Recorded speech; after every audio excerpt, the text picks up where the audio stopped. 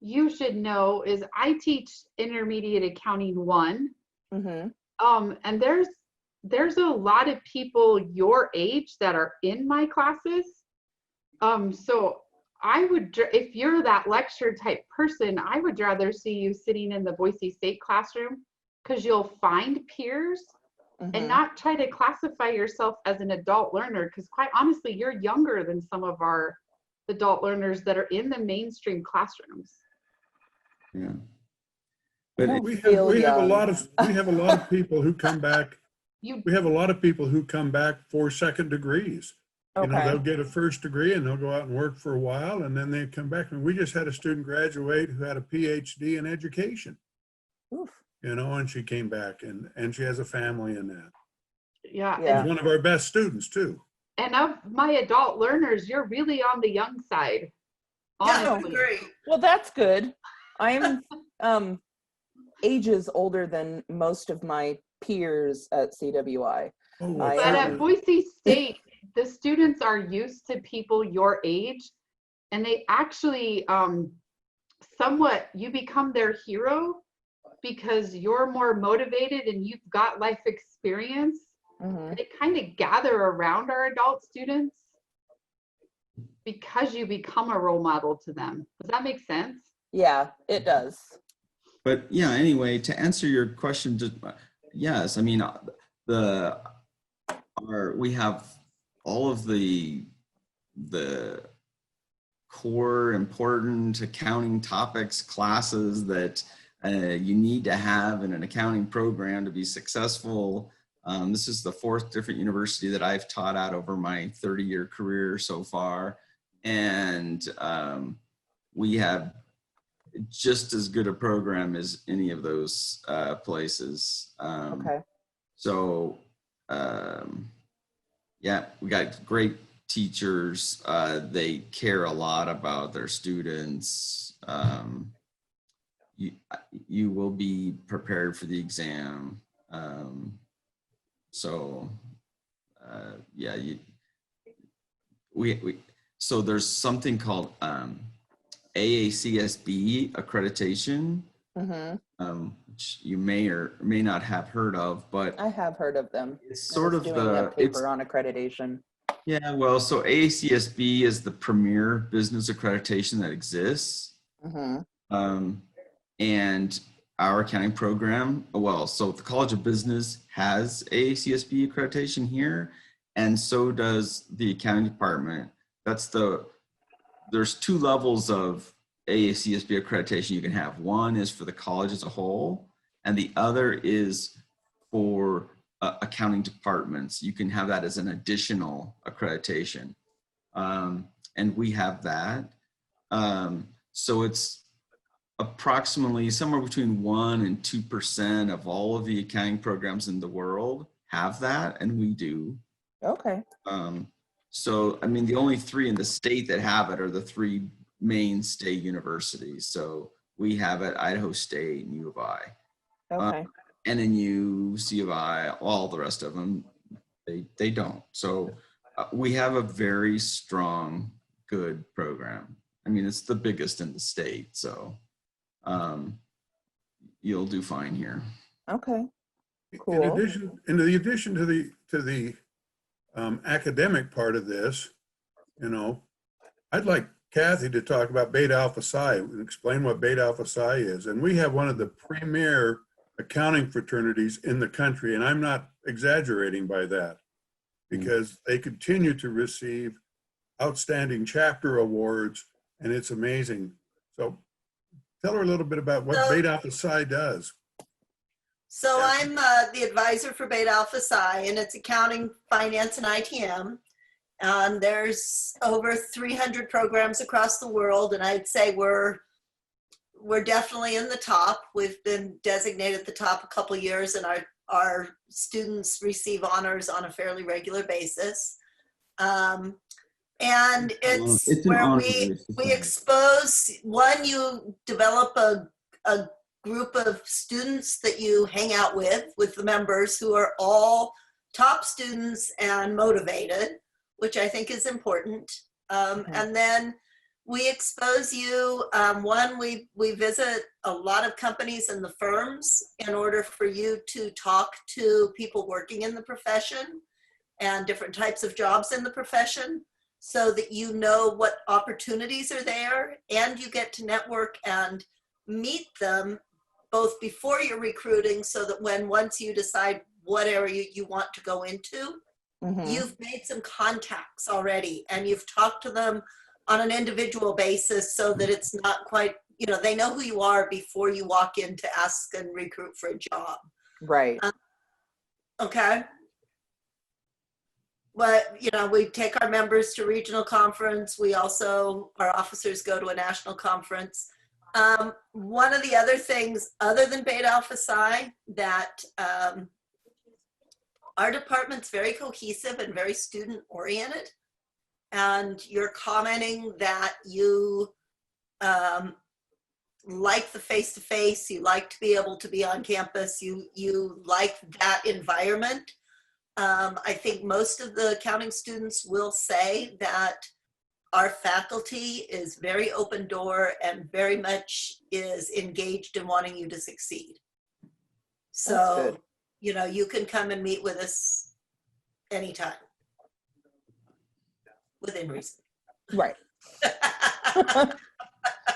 Yeah, I very much love the person-to-person in-face stuff.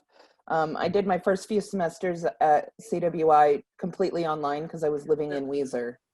And I did okay, but I didn't do great. It wasn't until I started taking classes in person that I really started to excel in my classes, just because, I don't know, I was raised in a different world than all this online everything, and I learned how to learn in a world that didn't have all of this. And so, I don't know, this stuff with the stay-at-home order and working from home now has been a trial. My kids are thriving.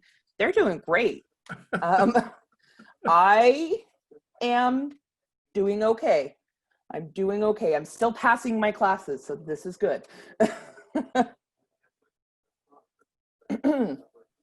I'm the internship director, and we also have a lot of good internships here. So we have internship opportunities. I'm not saying every student could get an internship, Right. but our better students have opportunities to do internships with a lot of the really premier companies around the valley. Okay. We have people with Albertsons and Micron, and you know what I mean, and with the large national CPA firms, and so that doesn't usually start happening until toward the end of your junior year, but there's a lot of opportunities that way to get real world experience, and you can get class credit for that as well. Okay. The other unique thing that I think Boise State does is we have a class called Accounting 290, which is professions of the accounting, or Foundations foundations of the accounting profession. Sorry, I don't even know what the name of my class is. We've changed it a couple times. But in that class, we not only make sure that you still know those basic accounting concepts if it's been a while, but we also really work on how to be a professional, and we go through how to be ready to get a job. So as a sophomore, you've had a lot of experience to know what you need to even change about maybe your personal resume or your cover letter, or know what it means to be a professional before you go on. But also in that class, we work a lot on networking. So you pretty much know the entire class, like almost everybody's name in the classroom before you leave that class. So you're essentially creating your cohort there, because you will continue on with those people. And as I've done that, I see students come through. Our dean does a barbecue every fall. And no doubt, as our accounting students come through, it's because they got to know each other in that class, and they've formed study groups, they've formed bonds, and they stay together. So that's a really helpful aspect to students also, is to not go through the program alone, but to go through it with somebody. Is that a class you guys offer in person? Yes. Yes. Okay. Yeah, all of our classes, actually, you can do either online or in person. So. Okay. So just to go back for a second on to what Joanne said, the other thing with that class is we have Beta Alpha Psi members meet one-on-one with all of the Accounting 290 students. So they get to have a contact with someone that's in, you know, the upper division classes so that they can start meeting those people. And I want to reiterate the friendships and the bonds that are formed in the Accounting 290. I have a group of students that graduated, I looked the other day, 6 years ago. And they all still get together. And when I asked them, a very diverse group of students, I asked them about 2 years ago, I said, how did you become friends? And it was Accounting 290. So it's, you know, is a very integral start to what we do that I think is fairly unique. Okay. So Joanne, why don't you talk a little bit about the professional mentoring program that we have too, as a way to also start to make some connections? And Yeah, so each semester, well, fall and spring semester, not during the summer, you can sign up for the professional mentorship program. It doesn't cost any money. It's just a simple 3 to 5 minute form that you fill out. And then I have community members waiting to be matched to students. And my community members take students to different things. They'll take them out to lunch, they'll take them to coffee, they'll take them to a work meeting, they'll take them to some professional development. They try to meet 2 or 3 times throughout the semester to really get to know the student and to help the student understand what it is like to be an accountant. And they also help mentor students just in the right direction, because there's different aspects of accounting that you can go into. We just hear accountants, but there's you know, 10 different paths that you can take as an accountant. I actually delved quite deeply into that this semester I retook financial accounting so I could have a refresher.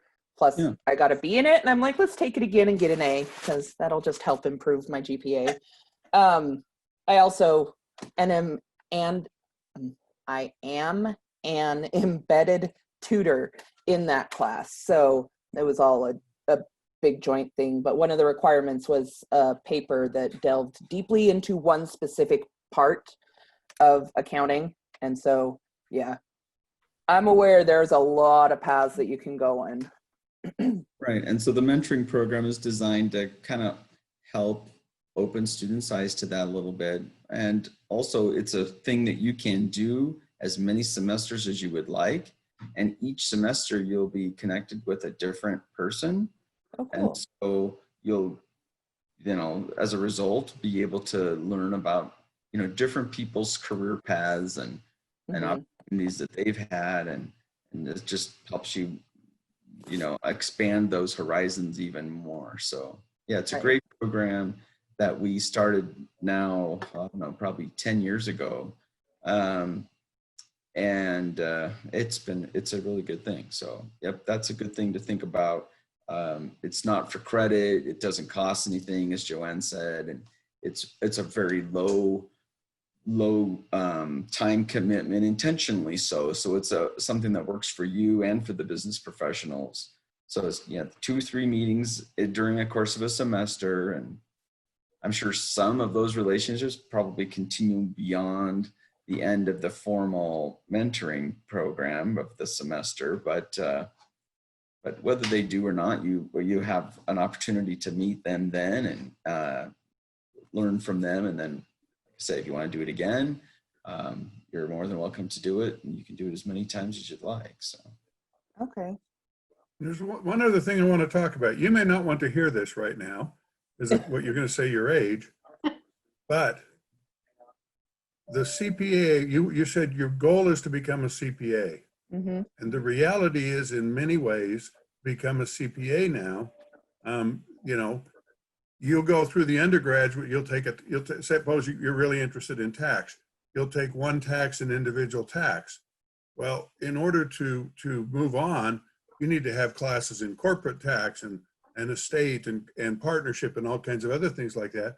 And that's master's level. And we have a master's level program that you can finish in 1 year.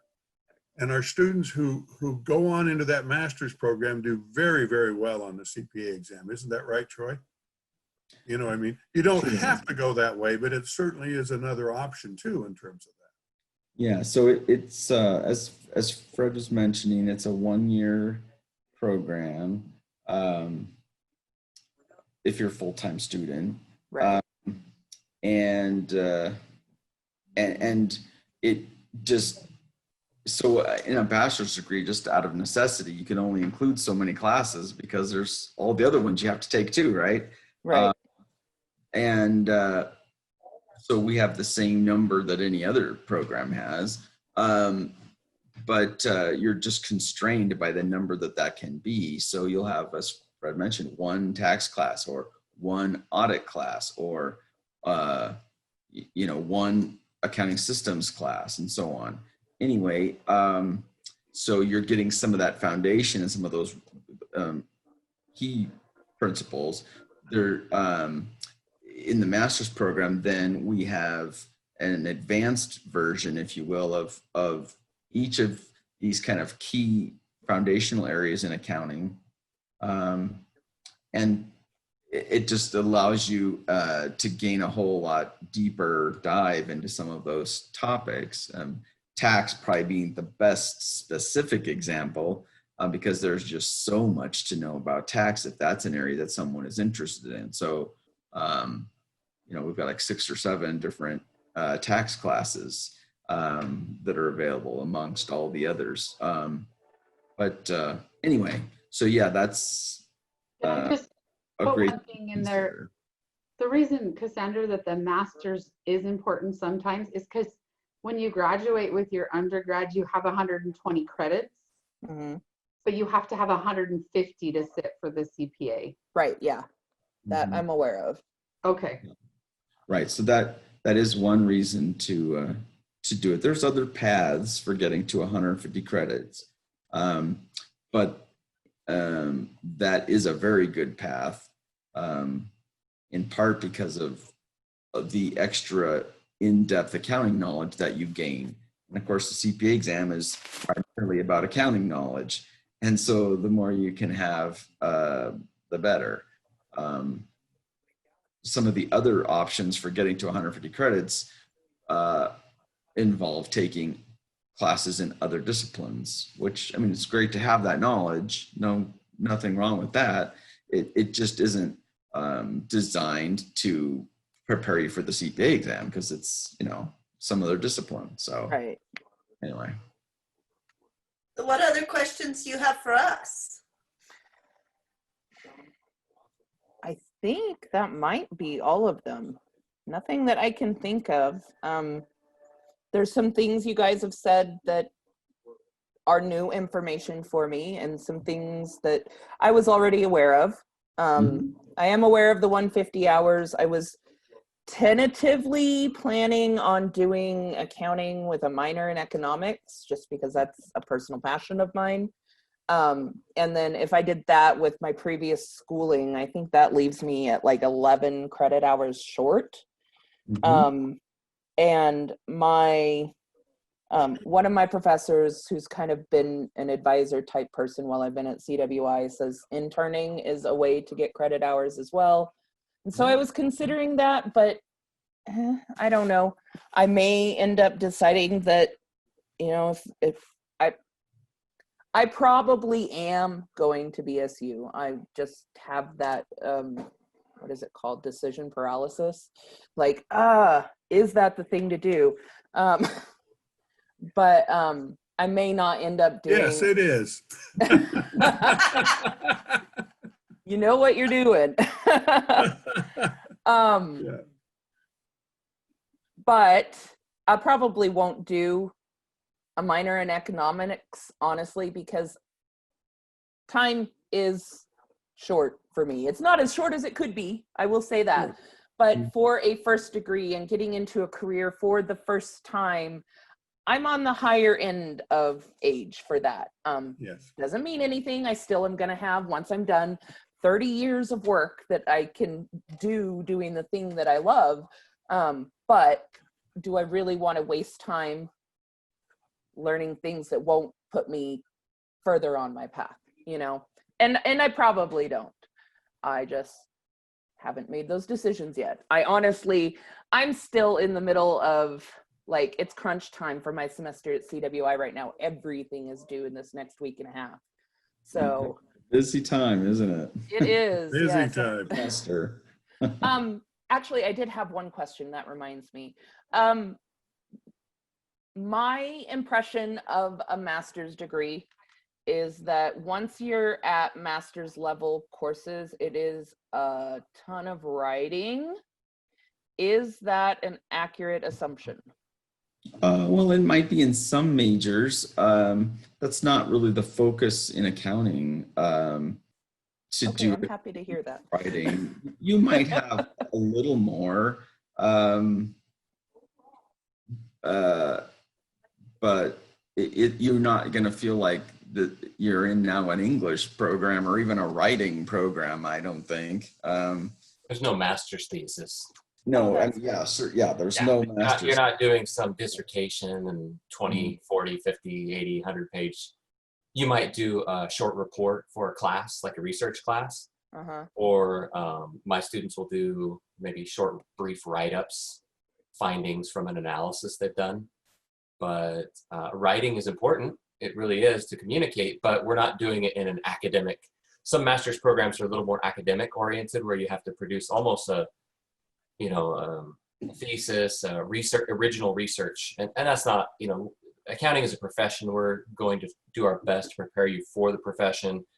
Hopefully that helps you also for the CPA, but then long term for your whole profession. So writing will be used as a tool, but not, I don't think anybody's doing anything that long. Maybe some of the tax classes, would you guys know? Maybe some tax research classes. I think most of the tax, they're giving them cases and situations, and they're going out and solving it, which would be what you would be doing in the real world. Yeah. Someone walks in and says, "This is the problem I've got. Here's my tax return." And so you have to go out and research that and figure out how to prepare the tax return. Well, that's quite real world. Yeah. Oh, yeah. And then you may have to write a memo as a result of that, kind of like Exactly. writing short papers that are to the point, that are answering specific questions or issues. And that is important writing to know how to do and to be comfortable with doing. So you'll get some of that, but yeah, you're not going to be writing lots of big, long reports. That's just not.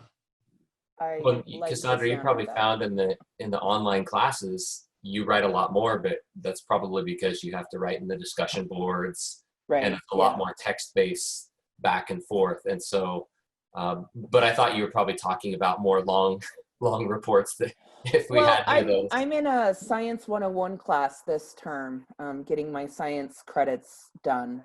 And it's a 101 class, and it is online. So yes, there are discussion boards and there's more writing, but I did the math on how much writing I am doing for this 1 3-credit course that is a 101 level course. And I am not kidding. It is 29 pages.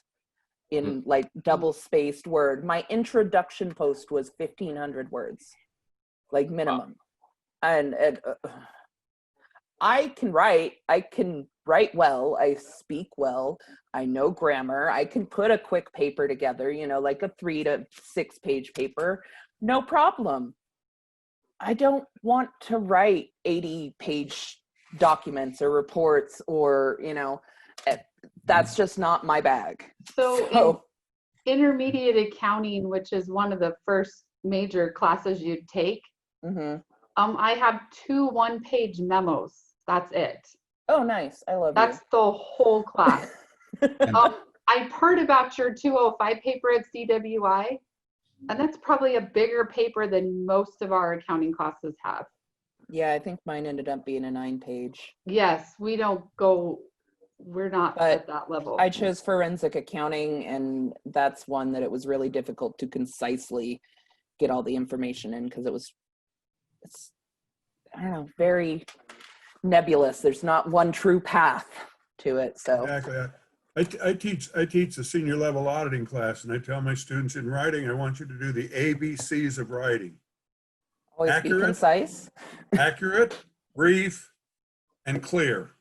Oh, good. In other words, I want it written like you would write a memo to your boss. Mhm. I do not looking for an English dissertation.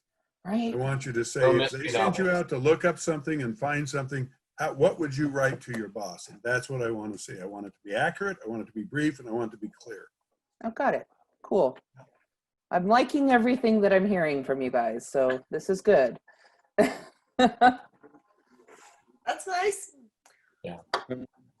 I- Yeah, and I mean, even in the master's level classes, I think, you know, Fred saying the ABC makes complete sense for that too. You're Mhm. going to be needing to research an issue, identify what the issue is, do the research to be able to solve it, and then present your findings with your source documentation in as brief a manner as you can. So you're covering all of the detail, but you're not being said you have to write 20 pages on this. Right. All The right. big difference with the master's degree is really the mindset of the students. Yeah. They aren't there just to get done and get a grade. They really enjoy accounting. They really want to learn it. They enjoy the people they're with. They study a lot together in groups. They study, prepare for the CPA. They study for their classes. And, you know, you do read a lot more and you really internalize it. You're going after these big principles and big ideas. You know, maybe in your undergrad, you're like, wow, I learned how to do that. I put the numbers in, it worked. I'm so proud of myself.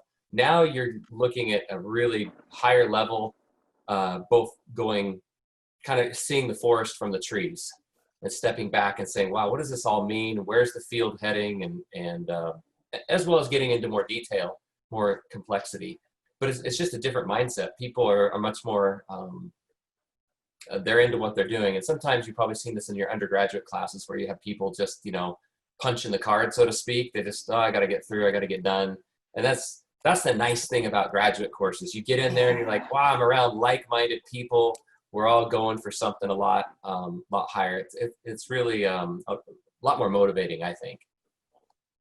Yeah, I've seen quite a few people who are just taking the class that I'm tutoring in because it's required. That's it. They don't care about it. And I'm like, but this is fun. Come on. Good, good. Oh, come on, Cassandra. One thing that I was going to say is that I don't think you'll do a lot more writing, but you will do more reading. Oh, yeah. Program. Yeah. Come on, Cassandra. I don't believe that people just want to get through. I teach principles of accounting. So there's this one girl I'm tutoring. I am actually super proud of her because she came into it completely dead blind, but she managed to get herself a job as like an assistant to a bookkeeper somewhere here in the Valley. Oh, good. And so she has actually been putting in mad hours to actually understand the concepts that we're going through and trying to apply them to what she does at work. And that's mostly what I'm tutoring her with is, okay, now this is what he said, and this is what I think, is that right? And then I just kind of help her work through it. I'm like, you're awesome. I love her. She's amazing. So Cassandra, as you're talking about that you're doing some tutoring too, Fred and I both use undergraduate students to tutor and assist us in our large classes. Oh, okay. So it gives you the opportunity.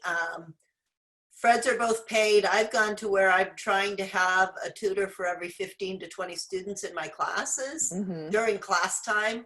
So I have both volunteers and paid assistants for helping students, you know, learn and helping them master the concepts, because for some, they really struggle with the math. Then just that what we're teaching applies to real life rather than, oh my gosh, it's accounting. It's like this whole new world. You know, this applies to real life. And so we do provide a lot of opportunities for peer tutoring. And I find with my group, it becomes a great way for mentorship because I have both students that are just starting into their first classes out of 206, which is the managerial, as well as master's students, and they're all working together to help other students. And they become a pretty bonded unit, you know, both mentoring up and down amongst themselves, as well as helping other students through the process. Oh, yeah. So that's an Kathy- opportunity that we provide also. Okay. Kathy, it is a whole new world, though. I just want to let you know, accounting. It really is. Come on. Yeah. It's Yeah, called job so- security. We can't make it seem too It easy. is job security, that's true. And it applies to everything in the It world. does. It's a new way of looking at the world. That's true. It really is. Yeah, so our introductory classes here, the principles class, the financial one that you were just talking about earlier, that you're retook, the managerial that comes right after it. Those two classes at Boise State, most of the sections that we have of that are quite large, and so the professors use assistants and so on, like Kathy was just describing. We have a tutoring lab as well, but then once you get to the upper division classes, then all the classes are a lot smaller. A large one would be 45, and they're hardly ever that large. It's more like mid 30s. Okay. So, but anyway, yeah. So in the intro classes, since everybody in the whole college is taking them, they need to be larger to be able to get everybody through. But anyway, and so we have a lot of students to help and tutor and kind of coach the other ones through it. So. Okay. And we Awesome. use Myaccountinglab here just like they do out at CWI. So you're familiar with that, you know. I am familiar with it. I don't love it, but I'm familiar with it. Yeah. I don't like it I either. understand that comment. So I don't use it. It's probably not a comment on the program itself, because my exposure to it has been with Joe's class, and he does not teach the same things that are expected out of the homework in my Oh, accounting lab. interesting. Yeah, Interesting. so his lectures are more, it feels more real world application than it does the textbook application. So his phrasing is sometimes different, and his process that he shows us is sometimes slightly different. The material is still there because, I mean, I can see it when I'm doing it, but people who don't have the same mindset to be able to make that mental translation sometimes struggle with it, I think. Yeah. I think that's not all that uncommon. I mean, most of us have our kind of our own approaches, our own ways of explaining things and helping students understand them, and it doesn't always line up exactly with the way the book might do it. So. Oh yeah. Alrighty. Well, I think I have asked all the things I need to ask. I could stand here and BS with you for another 20 minutes, but I might go work on my paper for my microeconomics class. So Good idea. You could pop into the econ session if you wanted for a minute too. oh yeah, that's right. Thank you for reminding me. Yep. All right. Thank you very much, guys. I appreciate meeting you. I like seeing faces, and Yep. I'm sure I'm going to see some of you in the fall. Great. Okay, All right. great. Well, good luck. Thanks, Carissa. Thank you. See you later. Bye.